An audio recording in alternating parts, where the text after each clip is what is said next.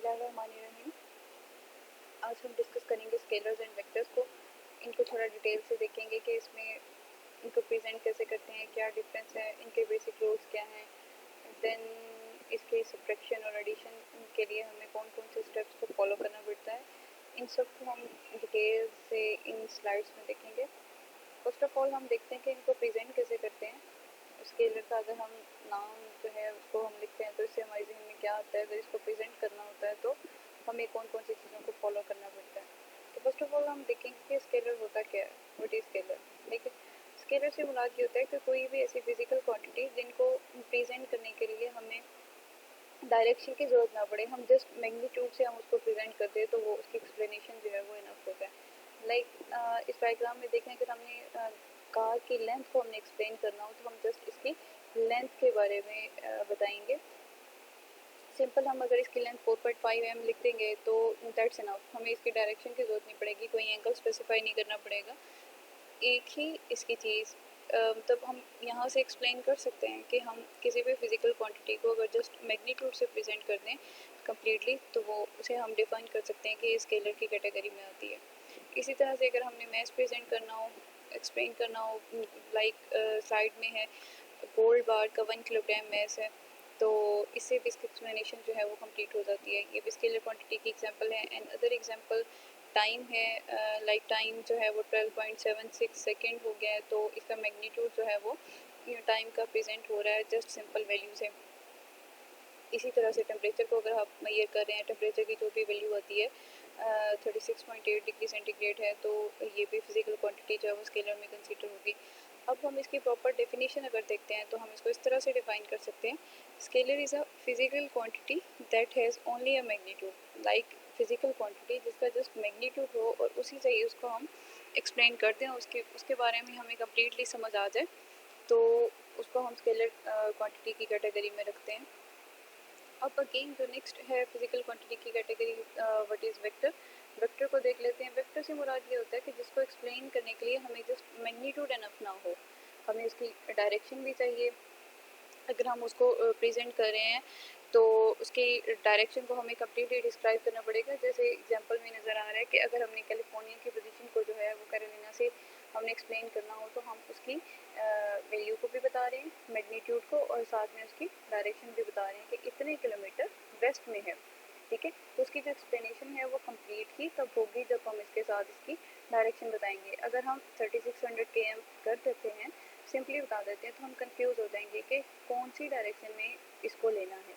अगर इसकी direction specify कर देंगे तो इसकी जो एक्सप्लेनेशन है वो कंप्लीट हो जाएगी।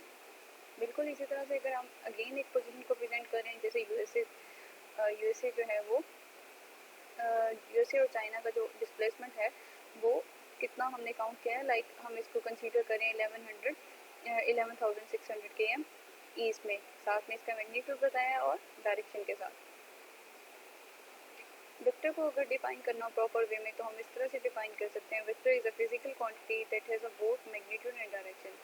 स्केलर में क्या कहा था, जस्ट मैग्नीट्यूड, और वेक्टर में हमारे पास मैग्नीट्यूड भी है डायरेक्शन के साथ। इसके कुछ एग्जांपल हैं जिनको जहन में रखना है, लाइक फोर्स है, एक्सेलरेशन है, मोमेंटम है, वेलोसिटी, डिस्प्लेसमेंट एंड पोजीशन, ये सब वेक्टर के एग्जांपल्स हैं।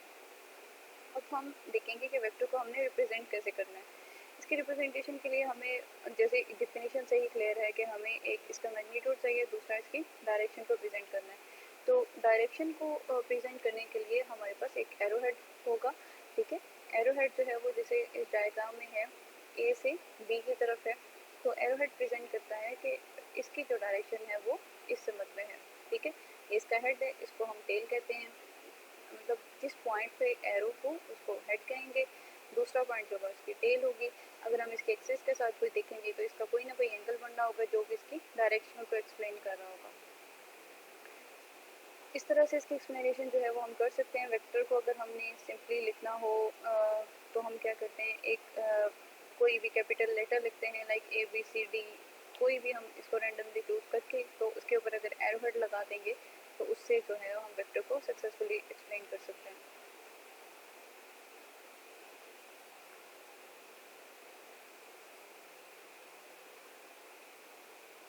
अब इसकी टाइप्स को डिस्कस करेंगे कि हम इसके ओरिएंटेशन की बेस पे हम इसको कितनी टाइप्स में जो हम क्लासीफाई कर सकते हैं। फर्स्ट ऑफ ऑल हम डिस्कस करेंगे पैरेलल वेक्टर्स को।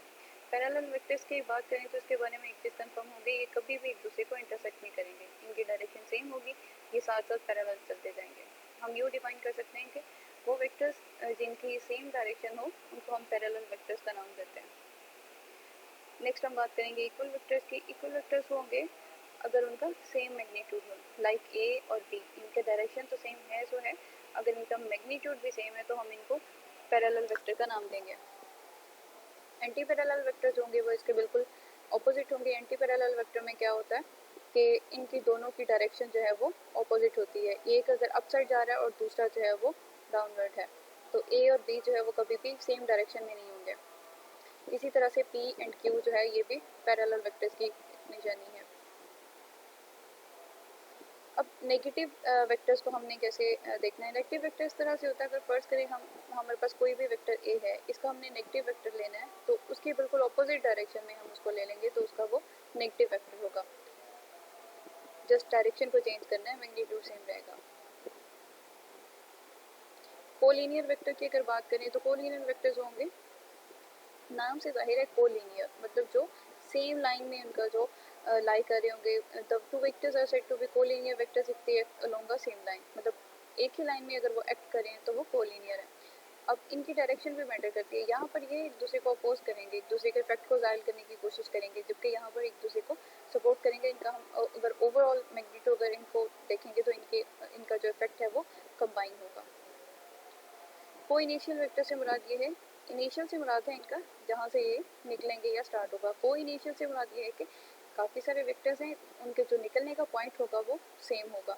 जैसे ये वेक्टर्स हैं, इनका कम्बिनेशन अगर हम देखें तो ये इनका जो स्टार्टअप पॉइंट है वो एक है, बाद में इनकी डायरेक्शन जो है वो वेरी कर जाती है। Two or more vectors are said to be coinitial vectors if they have common initial point, मतलब इनका इनिशियल पॉइंट जो है वो कॉमन होगा तो हम इनको को इनिशियल वेक्टर्स का नाम देंगे।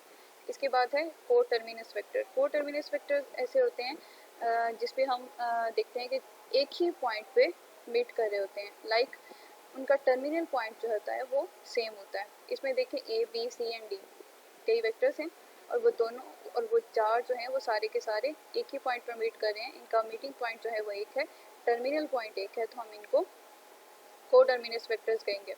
कोप्लेनर वेक्टर की बात करेंगे तो इसके नाम से जाहिर है जो एक ही प्लेन में लाई कर रहे हो हम उनको कोप्लेनर वेक्टर कहते हैं।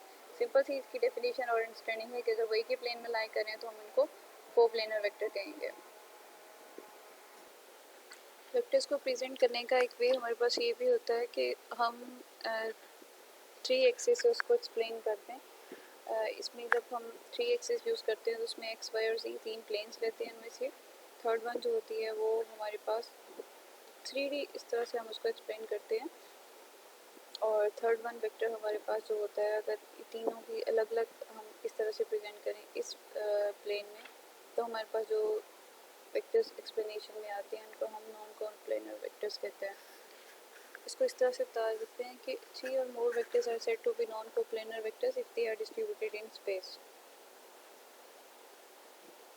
अब वेक्टर्स की टाइप्स को अगर हम देखते हैं उनके अफेक्ट के बेसिस पे, पहले हमने उनकी टाइप्स जो थी वो डिस्कस की थी किसके पॉइंट ऑफ व्यू से,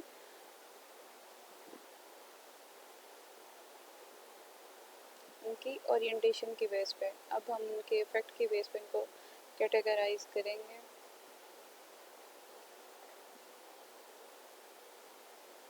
इसमें आ जाता है पोलर वेक्टर। पोलर वेक्टर ऐसे वेक्टर्स होते हैं कि जो कि स्ट्रेट लाइन में अपना इफेक्ट देते हैं। इसके एग्जांपल में फोर्स है, एक्सप्लेनेशन है, डिस्प्लेसमेंट, एक्सेलरेशन है, डिस्प्लेसमेंट है, वेलोसिटी है। इसके बाद एक्सियल वेक्टर वो होंगे कि जिनका जो इफेक्ट होगा वो रोटेशनल होगा, तो उनको हम एक्सियल वेक्टर कहते हैं। इसकी एग्जांपल टॉर्क है, एंगुलर एक्सेलरेशन है, एंगुलर वेलोसिटी है, एंगुलर मोमेंटम है। मीन्स इसमें जितने भी एंगुलर या रोटेशनल इफेक्ट वो इसकी कैटेगरी में आ जाएंगे। वेक्टर एडिशन को अगर हमने देखना हो तो इसका geometrical method first of all हम डिस्कस करेंगे। इसके ज्योमेट्रिकल मेथड में हम ज़्यादातर ट्रायंगुलर लॉज है उसको फॉलो करते हैं। इसमें क्या होता है, जैसे फर्स्ट करें हमारे पास एक वेक्टर ए है, दूसरा वेक्टर बी है, तो इसमें हम क्या करते हैं कि फर्स्ट वन के वेक्टर के हेड को सेकंड वन की टेल से मिला देते हैं।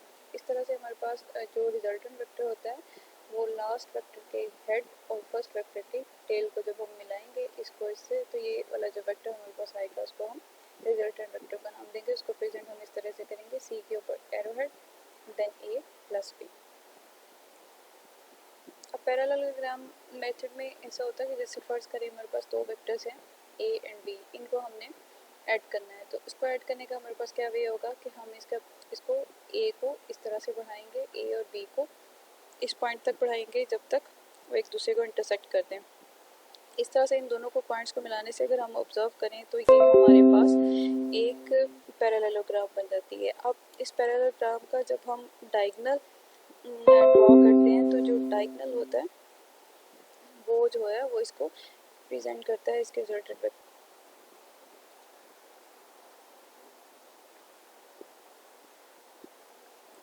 पॉलीगन नाम में ये होता है कि हम वेक्टर्स को इस तरह से अरेंज करते हैं कि उनको मिलाने से पॉलीगन बनती है। जैसे एग्जांपल में देखिए हमारे पास चार वेक्टर्स हैं, ए है, बी है, सी है एंड डी है। इसमें ए को हम उसकी डायरेक्शन के अकॉर्डिंग ड्रॉ करेंगे, बी जो है वो थोड़ा सा डाउनवर्ड है, इसको इस तरह से ड्रॉ कर लिया। सी की डायरेक्शन डी से थोड़ी सी और ऑलमोस्ट 90 के करीब है, तो उसको इस तरह से हम ड्रॉ करेंगे। देन डी की डायरेक्शन उसके अकॉर्डिंग, और उसके बाद फर्स्ट वेक्टर की टेल और लास्ट वेक्टर का हेड के साथ जब हम इसको मिलाते हैं तो ये जो है वो हमारे पास रिजल्टेंट वेक्टर आ जाता है। कम्यूटेटिव प्रॉपर्टी से मुराद ये है कि वेक्टर्स जो होते हैं कम्यूटेटिव प्रॉपर्टी को फॉलो करते हैं। कम्यूटेटिव प्रॉपर्टी से मुराद ये होता है कि हम ए को बी में ऐड करें या बी को ए में ऐड करें, दोनों का रिजल्टेंट हमारे पास सेम होता है। तो वेक्टर एडिशन जो है वो कम्यूटेटिव लॉ को फॉलो करता है। अब एसोसिएटिव लॉ में भी सेम हम इस तरह से कह सकते हैं कि अगर हम A plus B into C करें या A plus B into B plus C, इसको इस तरह से ऐड करें या इस तरह से ऐड करें, इनका जो आंसर है वो सेम आएगा। डायग्राम को भी अगर डीपली ऑब्जर्व करें तो आपको फील हो रहा होगा कि जो रिजल्टेंट वेक्टर है हमारे पास बी, दोनों केसेस में उसका जो रिजल्टेंट है उसकी जो वैल्यू है वो सेम है। सब्ट्रैक्शन करनी अगर हमने वेक्टर की तो सिंपल सा वे होता है। एडिशन में तो हमने देखा था ट्रायंगल लॉ हमने फॉलो किया था, ए को बी में ऐड करना होता है तो इस तरह से ड्रॉ करके इसको फर्स्ट वेक्टर की हेड और लास्ट वेक्टर की टेल को आपस में मिला दिया तो आपके पास जो है वो वेक्टर एडिशन हो जाता है। सब्ट्रैक्शन में ये होता है कि ए आपके पास वेक्टर है और जो बी वेक्टर आपने लेना है सब्ट्रैक्ट जब उसको करना है तो उसकी डायरेक्शन को रिवर्स कर देना। अभी अपवर्ड जा रहा है तो उसको हम डाउनवर्ड कंसीडर कर लेंगे। इसको इस तरह से कंसीडर करेंगे तो ये हमारे पास बी को हमने कंसीडर कर लिया, ये डाउनवर्ड है, तो ये जो रिजल्टेंट वेक्टर ड्रॉ हुआ है इसको हमने नाम दे दिया ए माइनस बी का। इसको हम इस तरह से लिखेंगे ए प्लस इंटू माइनस करके लिखना है क्योंकि यहाँ पर एडिशन का प्रोसेस ही हो रहा है, इसके साथ जो है वो हमारे पास माइनस का साइन होगा। वेक्टर को एडिशन करने के लिए इसका एनालिटिकल मेथड हम डिस्कस करेंगे।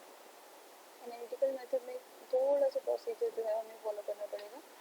जैसे हमने पहले भी कंसीडर किया था कि ये हमारे पास एक वेक्टर ए है, ठीक है, और दूसरा वेक्टर बी है, इनके दरमियान में कोई भी एंगल थीटा जो है वो बन रहा है। अब पैरेललोग्राम को फॉलो करते हुए हमने इसको इन दोनों को एंड को इस तरह से बनाया कि एक पॉइंट पे ये जाके इंटरसेक्ट कर रहे हैं। अब इस पॉइंट को मिलाया आपस में तो ये हमारे पास रिजल्टेंट वेक्टर आ गया। अब हमने एक थोड़ा सा काम और करना है, ये जहन में रखना है कि हमारे पास जितने भी लॉ होते हैं उनको सॉल्व करने के ट्रायंगल को वो राइट ट्रायंगल के लिए होते हैं। उसको हम राइट ट्रायंगल के बिहाफ पे देखने की कोशिश करेंगे। जैसे अगर हम सी को डाउनवर्ड डायरेक्शन में और यहाँ से इस तरह से इसको बढ़ाएं तो हमारे पास एक पॉइंट एम आता है। यहाँ पर अगर हम ऑब्जर्व करें तो हमारे पास राइट ट्रायंगल बन रही है, ठीक है। तो ओ एम सी या ओ सी एम ये हमारे पास राइट ट्रायंगल बनती है। अब हम इस पर जो राइट ट्रायंगल का पाइथागोरस थ्योरम है हम उसको अप्लाई कर सकते हैं। वो क्या होता है, O C square must be equal to C M का स्क्वायर प्लस ओ एम, ठीक है। तो वही हमने लिखा है O M square plus C M square is equal to O C square. अब ओ एम को अगर हम देखें गौर से तो ओ एम हमारे पास क्या बनता है, basically O A plus A M, ठीक है। इसको अगर हम स्प्लिट करें, इसकी वैल्यू पुट कर देनी है। वैल्यू पुट करने के बाद हमने क्या किए, अब यहाँ से हम देखते हैं ओ एम को की जब हमने वैल्यू पुट की ओ ए प्लस ए एम, इसका हम स्क्वायर खोलेंगे। स्क्वायर खोलने से हमारे पास फाइनल इक्वेशन इस तरह से बनेगी। फाइनल इक्वेशन हमने लिख ली O A square plus 2 O A M multiplied by A M plus A C square. अब हमने क्या करना है, फाइनल रिजल्ट निकालने के बाद हम ट्राइंगल सी ए एम को डिस्कस करेंगे। सी ए एम में अगर हम कॉस की वैल्यू कैलकुलेट करें तो हमारे पास कॉस की वैल्यू जो है वो हमारे पास बेस ओवर हाइपोटेनियस होती है, तो इसमें बेस जो है वो ए एम है और हाइपोटेनियस जो है वो ए सी है। इसकी वैल्यू पुट करके जब हम यहाँ से ए एम की वैल्यू कैलकुलेट करेंगे तो वो हमारे पास ए सी कॉस थीटा आती है। ए एम की वैल्यू इस इक्वेशन से इसमें पुट करनी है और जो फाइनल एक्सप्रेशन हमारे पास आएगा R square is equal to P square plus 2p multiplied by Q cos theta plus Q square, ये हमारे पास टोटल एक्सप्रेशन जो है वो फाइनल वाला वो कैलकुलेट हो जाएगा। अब हमें जस्ट आर की वैल्यू चाहिए, रिजल्टेंट चाहिए, आर स्क्वायर नहीं चाहिए, तो हम क्या करेंगे इस दोनों साइड पे स्क्वायर रूट ले लेंगे तो हमारे पास फाइनल इक्वेशन जो है वो R is equal to P square plus 2p Q cos theta plus Q square आ जाएगी।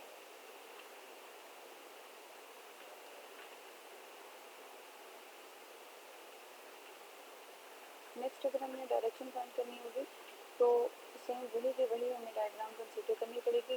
फर्क इतना है कि यहाँ पर हम साइन और कॉस दोनों की वैल्यूज फाइंड करेंगे, क्योंकि हमें पता है डायरेक्शन के लिए हमें टेन थीटा चाहिए होता है, ये टेन अल्फा का नाम दे देते हैं। यहाँ पर हमारे पास यहाँ पर हमने एंगल जो है इस वाले एंगल को अल्फा कंसीडर किया हुआ है, तो टेन हमारे पास basically sine divided by cos आएगा।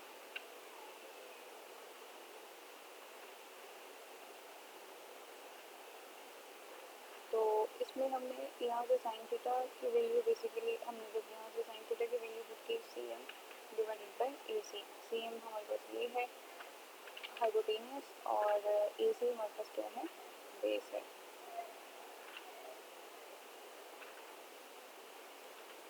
सॉरी, यहाँ पर ए सी जो है वो हमारे पास हाइपोटेनियस है। इसी तरह से हमने कॉस की वैल्यू फाइंड की, कॉस की वैल्यू हमारे पास A M divided by A सी आ गया। यहाँ पे कॉस जो है हमारे पास क्या होता है बेस डिवाइडेड बाई हाइपोटेनियस। इसकी वैल्यू पुट करके हमारे पास यहाँ पे सी एम की वैल्यू भी आ गई और ए एम की वैल्यू भी आ गई। टेन अगर हम कंसीडर करें टेन अल्फा तो वो हमारे पास होता है C M divided by O M. C M divided by O M. Tan से मुराद ये होता है कि हमने क्या लिखना होता है,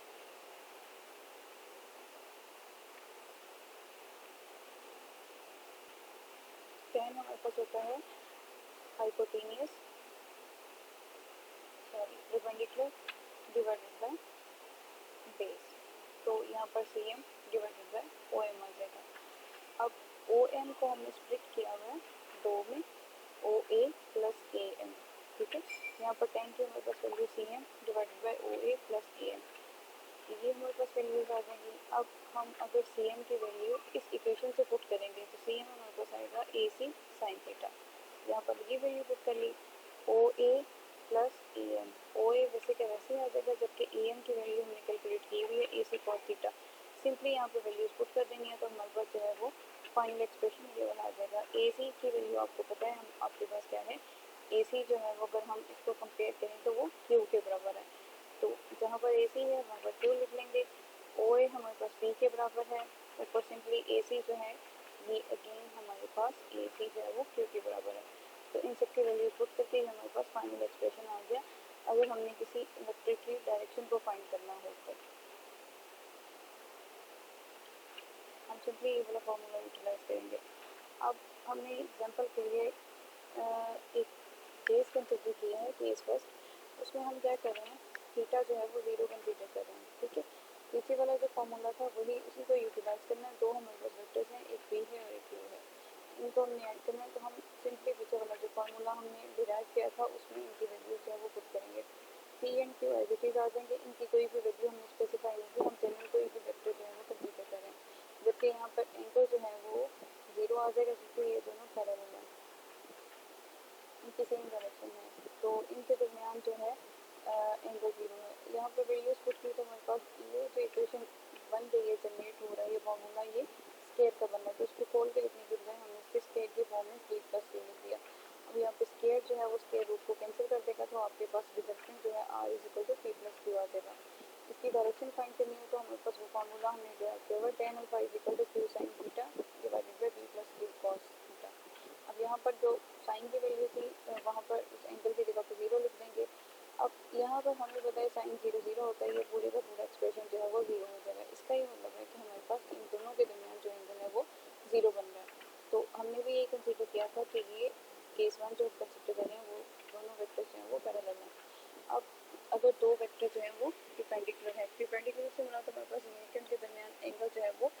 90 डिग्री का बन रहा है। तो इसमें अगर हम कंसीडर करेंगे तो इसमें हमारे पास एक वेक्टर p है, दूसरा वेक्टर q है। तो इनके दरमियान एंगल 90 है, तो उस फार्मूले में जहाँ जहाँ एंगल की वैल्यू आनी है वहाँ पर आप 90 पुट कर देंगे। बाकी सेम एक्सप्रेशन जो है वो सिंप्लीफाई होकर हमारे पास रिजल्ट जो है P square plus Q square into square root, ये हमारे पास रिजल्टेंट आ जाएगा। डायरेक्शन अगर हमने फाइंड करनी है तो उसी फार्मूले में जहाँ पर एंगल लिखा होगा वहाँ पे हम 90 डिग्री पुट कर देंगे। साइन 90 हमें पता है मैक्सिमम वैल्यू होता है, जबकि कॉस 90 जो रहता है वो हमारे पास 0 देता है। तो ये सारे का सारा ये वाला जो एक्सप्रेशन है ये 0 हो जाएगा। सिंपली हमारे पास answer q divided by p आ जाएगा। तो यहाँ पर अगर हम एंगल हम फाइंड करना चाह रहे हैं तो टेन जो है इसका इन्वर्स साइड पे आ जाएगा। तो हमारे पास फाइनल जो वैल्यू आएगी वो आएगी alpha is equal to tan inverse Q divided by P. Third case जो है वो भी डिस्कस कर लेते हैं। उसमें ये हमने कंसीडर करना है कि हमारे पास जो वेक्टर्स हैं वो एंटी पैरेलल हैं। एंटी पैरेलल से मुराद ये है कि उनके दरमियान जो एंगल है वो 180 का बन रहा है, ठीक है। तो इसमें वही का वही प्रोसीजर फॉलो करना है। जस्ट हमने क्या करना है कि जहाँ पर एंगल आएगा वहाँ पर 180 पुट करके उसका आंसर निकालते जाना है। हमें पता है कॉस 180 जो होता है वो -1 के बराबर होता है। तो ये वाला जो एक्सप्रेशन है वो सारे का सारा जब हम स्केयर को कंप्लीट फॉर्म में लिखेंगे तो p minus Q whole square आ जाएगा। स्केयर रूट को कैंसिल कर देगा तो ये हमारे पास वैल्यू फाइनल आ जाएगी। और यहाँ पर हम वैल्यू अगेन एंगल के पुट करेंगे तो साइन 180 जो होता है वो 0 होता है। तो वो सारे का सारा हमारा एक्सप्रेशन जो है वो 0 आ जाएगा। तो अल्फ़ा हमारे पास यहाँ पर 0 आ जाएगा अगर p ग्रेटर देन q है। इसमें हमारी ये कंडीशन होगी कि अगर हमारे पास p जो है वो q से बड़ा है तो हमारे पास अल्फ़ा 0 आएगा, और अगर हमारे पास p जो है वो q से छोटा है तो हमारे पास एंगल जो है वो 180 है।